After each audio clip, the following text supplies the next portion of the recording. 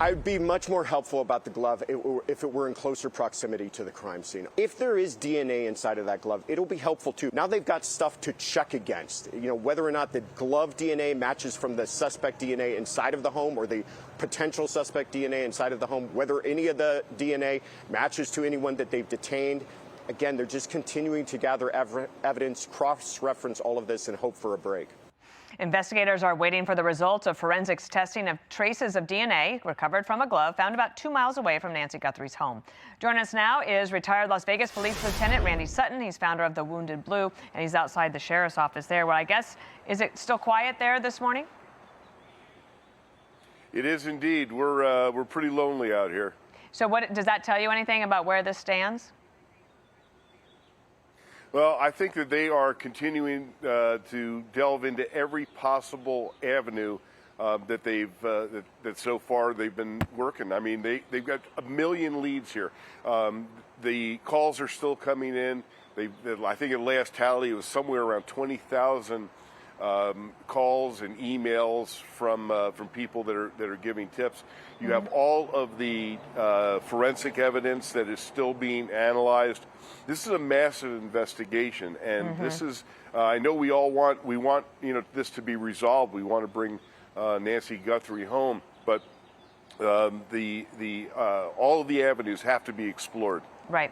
And Paul Morrow, who everyone has come to know, he's one of our Fox News contributors, and he's been out there, and I know that you've gotten to know him a little bit. He has a Substack called Ops Desk, in which last night he wrote, DNA may well be the best hope here due to investigative genetic genealogy. This is a technique that matches DNA to family of the perp. So in some cases, those who are only distantly related, then the real detective works begin as cops work to ascertain which candidate is indeed related. And he goes on to point out that that is what led investigators to Kohberger's.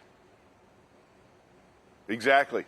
And, the DNA in the house to me, that's a much bigger lead to follow here.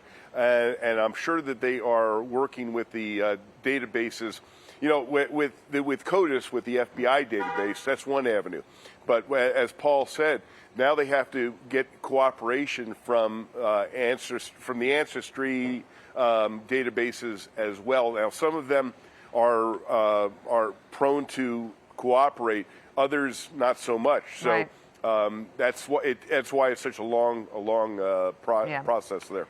Let's have you listen to Jana Monroe. She was asked about this question that all of us have had, which is, what is the motive here?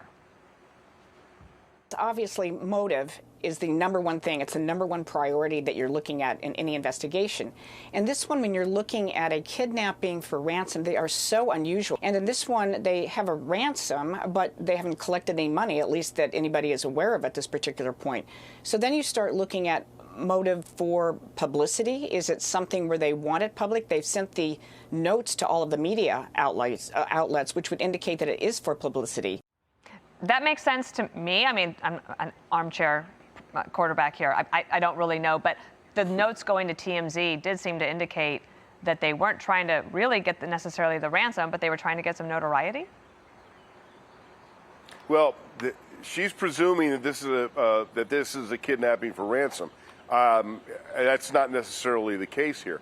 The motive, of course, is absolutely essential. What are the motives that usually accompany a crime like this? It's revenge, it's money, it's lust, it's hate.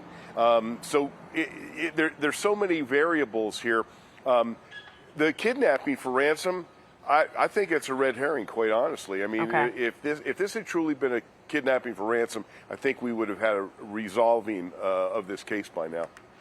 Randy Sutton, you're there on the ground for us. Maybe we'll get a little bit more today. I know it's quiet, but you are 3 hours behind, or 2 hours behind, so it's just getting started out there in Arizona today. Thank you so much. I'm Steve Doocy. I'm Brian Kilmeade. And I'm Ainsley Earhart. And click here to subscribe to the Fox News YouTube page to catch our hottest interviews and most compelling analysis.